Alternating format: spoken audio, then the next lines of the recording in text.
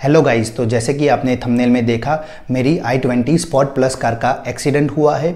और ये car drive कर रहा था मेरा भाई और उसके साथ 3 फ्रेंड थे और ये हाईवे पे लेके जा रहे थे और वहाँ पे अचानक से गाय आने की वजह से कार का बैलेंस बिगड़ा और कार का एक्सीडेंट हो गया। 1-2 पलटी हो गया था, उसकी वजह से कार का बहुत अच्छा खासा डैमेज हुआ था। और कार का डैमेज देख के ऐसा आपको लगेगा कि इसके अंदर जो लोग थे उनको भी अच्छी खासी इंजरी हुई होगी, लेकिन चारों के चारों लोग सेफ है, उनको कुछ भी इंजरी नहीं हुई थी। जैसे बैठे थे वैसे के वैसे वो बाहर निकले हैं। तो एक बहुत ही अच्छी और ये गुड न्यूज़ हमारे लिए वो थी। और ये कार का एक्सीडेंट हुआ है तो मैं आपको ये वीडियो में पूरा बताऊंगा कि मैंने कैसे इंश्योरेंस कंपनी के साथ क्लेम किया और कैसा अभी का स्टेटस क्या है और क्लेम सेटलमेंट हो जाता है तो दूसरी वीडियो में मैं आपको बताऊंगा कि कितना सेटलमेंट हुआ और क्या क्या अच्छा है कि नहीं है। वो सब चीज़ें मैं ये वीडियो में कवर करूंगा। तो ये कार का इंश्योरेंस मेरा एको इंश्योरेंस कंपनी के साथ है और मैंने क्लेम वगैरह कर लिया है। तो चलिए मैं आपको बताता हूँ कि कैसे इसका क्लेम किया। तो फर्स्ट ऑफ ऑल ये अपना एक्सीडेंट हुआ था 11 अप्रैल को 2:30 बजे से 3 बजे के बीच में। और ये जो कार का इंश्योरेंस एको इंश्योरेंस कंपनी के साथ था तो मैंने इंश्योरेंस खोल के देखा तो उसमें एक नंबर दिया हुआ है जो कस्टमर केयर नंबर है। तो फिर मैंने तुरंत ही कॉल लगाया उनको और बोला कि भाई मेरी i20 स्पॉट प्लस कार, ये जो एको इंश्योरेंस कंपनी के साथ उसका इंश्योरेंस है तो वो अभी एक्सीडेंट हो गया है। उन्होंने सब डिटेल वगैरह कलेक्ट किया कि कौन सा गाड़ी है, वो कंफर्मेशन वगैरह लिया, आप कौन हो और कौन चला रहा था, मतलब क्या क्या, मतलब कैसे इंसिडेंट हुआ है, वो सब डिटेल। तो फिर उन्होंने कॉल को दूसरे डिपार्टमेंट के साथ कनेक्ट किया, जो रोड साइड असिस्टेंस जो RSA डिपार्टमेंट रहता है उनका, तो उनके साथ कनेक्ट किया और फिर उन्होंने सब डिटेल ली। लेकिन मेरे पास जो एक्सीडेंट का एग्जैक्ट लोकेशन नहीं था तो फिर वो बोले कि आप एग्जैक्ट लोकेशन का पता लगा लीजिए कहाँ पे है, तो हम वहाँ पे ही एग्जैक्ट सर्विस आपको प्रोवाइड करेंगे। तो फिर वो डिटेल ये मेरे पास थी नहीं तो वो ये कॉल को डिस्कनेक्ट कर लिया। उसके बाद मैंने वापस वहाँ पे कॉल लगाया, फिर एग्जैक्ट एड्रेस वगैरह डिटेल वगैरह लिया, कैसे क्या हुआ था वो सब डिटेल वगैरह लिया। और फिर से मैंने एको इंश्योरेंस कंपनी का जो कस्टमर केयर नंबर है वो मैं नीचे डिस्क्रिप्शन में भी और स्क्रीन पे भी लगा दूंगा, तो आप वो नंबर पे कॉल करके क्लेम कर सकते हो। तो वो सब पहले ये डिटेल वगैरह मैंने उनको बताया कि ऐसे ऐसे एक्सीडेंट हुआ है गाय आने की वजह से और गाड़ी पलटी हो गई है। तो फिर उन्होंने बताया कि इसके लिए गाड़ी को पहले सीधा करने के लिए स्पेशल इक्विपमेंट लगेंगे, तो हम दूसरे डिपार्टमेंट के साथ ये आपका कनेक्ट कर रहे हैं और पूरी सब डिटेल आप बता दीजिए। तो फिर से ही वो सब डिटेल मैंने बताई, तो कम से कम 1 घंटा मेरा कॉल पे बात चला था और उन्होंने सब डिटेल कलेक्ट कर लिया, एग्जैक्ट लोकेशन वगैरह कलेक्ट कर लिया। और फिर वो बोले कि आपको अभी पिकअप लोकेशन का उनको बता दिया। वो बोले कि अभी आपको कौन से गैरेज में ड्रॉप करना है, तो उन्होंने अपना जो ऑथराइज सर्विस सेंटर रहता है तो वो जो ऑथराइज गैरेज था उसका मेरे को बताया। लेकिन मैंने बोला कि भाई मेरे को इधर नहीं करवाना है क्योंकि होंडाई का गाड़ी है, तो होंडाई का जो ऑथराइज सर्विस सेंटर रहेगा वहाँ पे करवाएंगे। तो वो बोले कोई इश्यू नहीं है, आप बता दीजिए कहाँ पे करवाना है। तो मैंने जो लोकेशन बताया वो उनके जो रेडियस रहता है 45 या 50 किलोमीटर रेडियस, उसके से थोड़ा बाहर था। तो वो बोले कि इसके लिए आपको अलग चार्ज वगैरह लगेगा क्योंकि ये आपकी रेडियस से बाहर जाता है। मैंने बोला कोई इशू नहीं है, आप जितना भी चार्ज होगा वो ले लीजिएगा, लेकिन मेरे को वहाँ पे होंडाई का जो ऑथराइज सर्विस सेंटर है वहाँ पे ले जाना है। तो वो उसका एड्रेस भी मैंने गूगल मैप में से निकाल के फिर वहाँ पे उनको दे दिया। तो वो बोले कोई इशू नहीं है, आपको कुछ एक्स्ट्रा चार्ज देने की ज़रूरत नहीं है, हम ले जाएंगे, आप टेंशन मत लीजिए। तो फिर वो एक अच्छी बात थी, तो उसके लिए मैं एको को थैंक यू बोलूँगा। और ये जो उन्होंने ये सब एक घंटे से ऊपर मेरा करीब बात हुआ था, 1.5 घंटा जितना।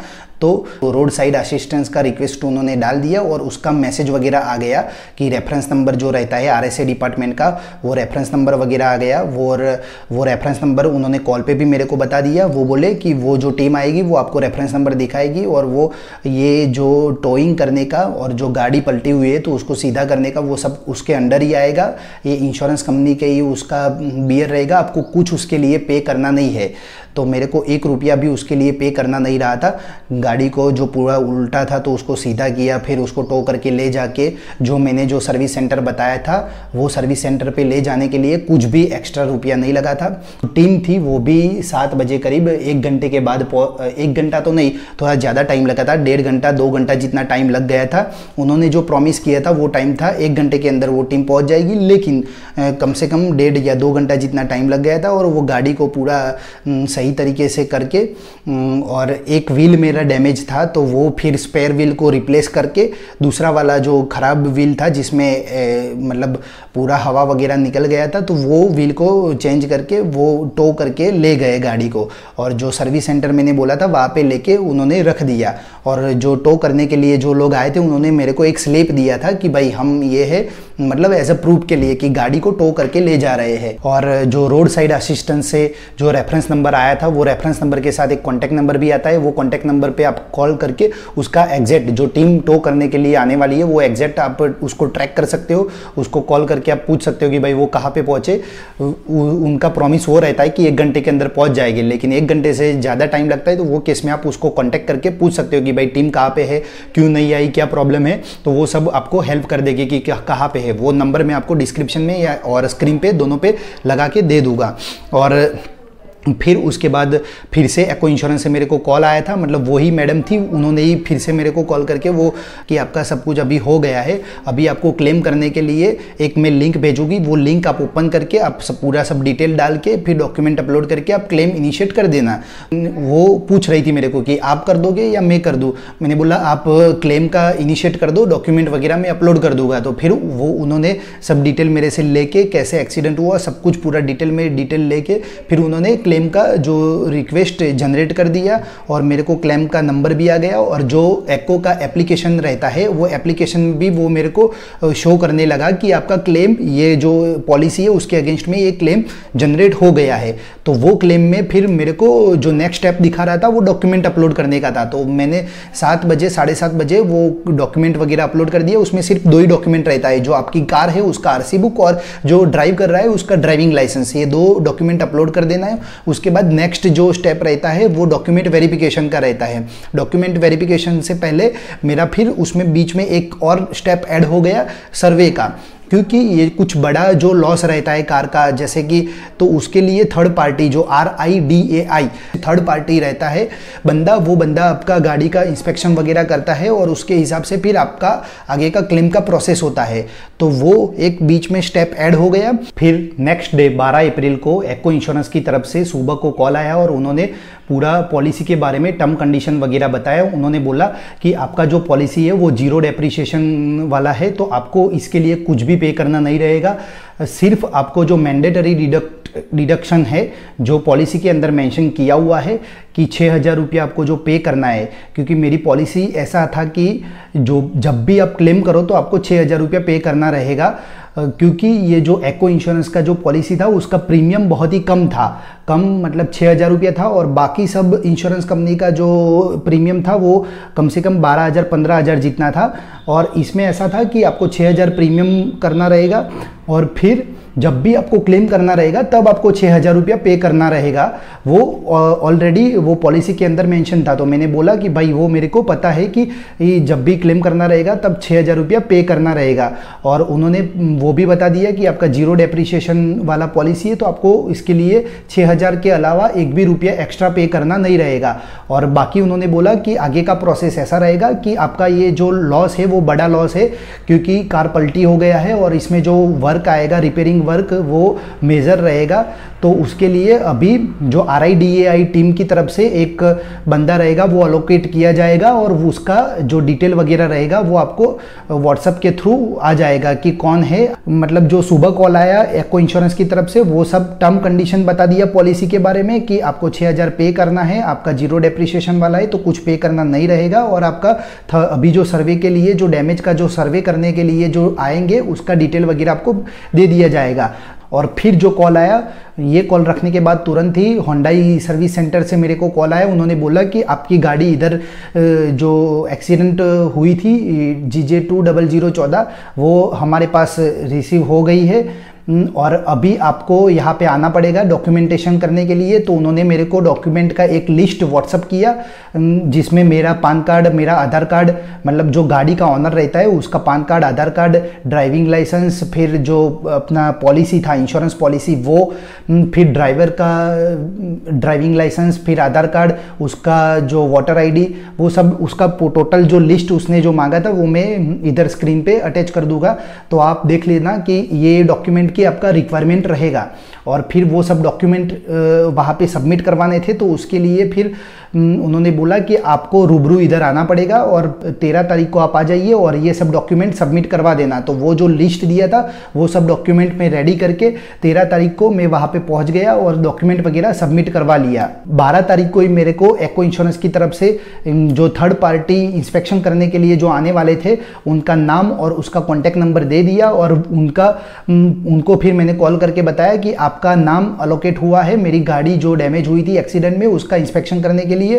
तो वो बोले कि ठीक है, आप मेरे को जो एक्सीडेंट स्पॉट का जो फोटो वगैरह है वो भेज दीजिए, मैं आपका गाड़ी का सर्वे कर लूँगा। तो फिर वो 12 तारीख को ही वो सर्वे भी कर लिए थे और फिर बोले कि आपका जो होंडाई सर्विस सेंटर में जो भी डॉक्यूमेंट वगैरह सबमिट करना है वो सबमिट कर देना। तो 13 तारीख को फिर मैं मतलब एक्चुअली मैं काफ़ी दूर था, 300 किलोमीटर दूर था। तो फिर मैं 12 तारीख को ही निकल गया जहाँ पे होंडाई का सर्विस सेंटर था वहाँ पे, और 13 तारीख को पहुँच के सुबह ही मैंने सब डॉक्यूमेंट वगैरह सबमिट कर दिया। और वहाँ पे जो एक फॉर्म वगैरह रहता है वो फॉर्म का फिलअप सब करवा के साइन वगैरह ले लिया। उन्होंने होंडाई सर्विस सेंटर से भी मेरे को टर्म कंडीशन वगैरह बताया। वो बोले कि आपका गाड़ी का मेजर लॉस है, तो मेजर लॉस है तो इसके लिए हम पहले सब पार्ट को इंस्पेक्ट करेंगे और जितने डैमेज पार्ट्स है उसका हम रिप्लेस करने वाले हैं या रिपेयर करने वाले हैं वो टोटल लिस्ट बनाएगा और कोटेशन बनेगा।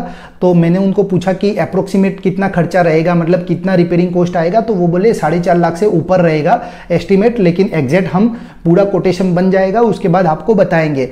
तो उन्होंने ये सब चीज़ें बताई और जो फॉर्म वगैरह रहता है वो सबमिट वगैरह करवा लिया।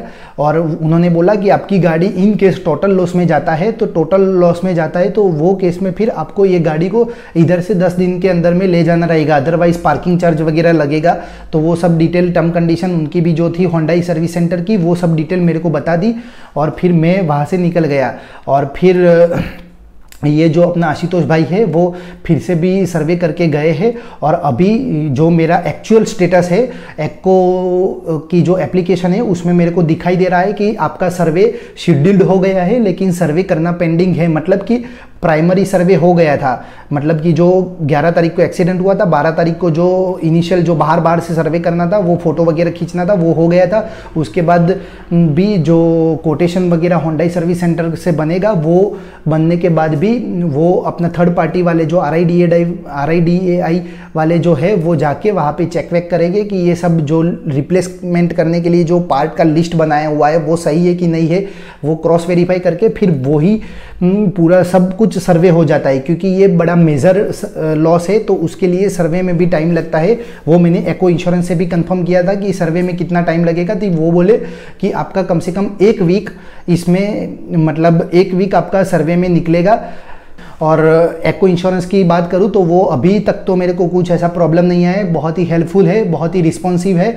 और हर एक जो भी कॉल में मेरी क्वेरी, जो भी कुछ क्वेरी रहती है तो उसके लिए वो आंसर कर देते हैं कि ऐसा ऐसा है और पूरा गाइड कर रहे हैं। और आपका जो एको इंश्योरेंस का जो एप्लीकेशन है वो एप्लीकेशन में भी आप शेड्यूल कॉल भी कर सकते हो और उसको चैट बॉक्स रहता है, वो चैट बॉक्स में भी आप डाल सकते हो कि आपका जो भी क्वेरी रहेगा उसका वो आंसर करेंगे। तो ऐसा करके ओवरऑल अभी तक का एक्सपीरियंस एको इंश्योरेंस कंपनी के साथ मेरा सही रहा है। तो गाइस 16 अप्रैल तक का तो मेरा कार का स्टेटस यही है कि कार अभी इंस्पेक्शन में है, मतलब कि सर्वे में है। वो सब कुछ कंप्लीट होता है, उसके बाद क्या क्या स्टेप रहते हैं वो सब कुछ मैं डिटेल में नेक्स्ट वीडियो में बताऊंगा। और नेक्स्ट वीडियो में वो भी बताऊंगा कि एको इंश्योरेंस की तरफ से क्या क्या बेनिफिट्स मिलते हैं। मतलब कि मेरा गाड़ी इन केस रिपेयरिंग में जाता है तो मेरे को मैंडेटरी डिडक्शन के अलावा भी एक्स्ट्रा कुछ पे करना पड़ रहा है कि नहीं करना पड़ रहा है, या इन केस टोटल लॉस में जाता है तो एको इंश्योरेंस मेरी कार के लिए कितना वैल्यू निकाल के देता है, वो सब कुछ मैं नेक्स्ट वीडियो के अंदर डिटेल में कवर करूंगा।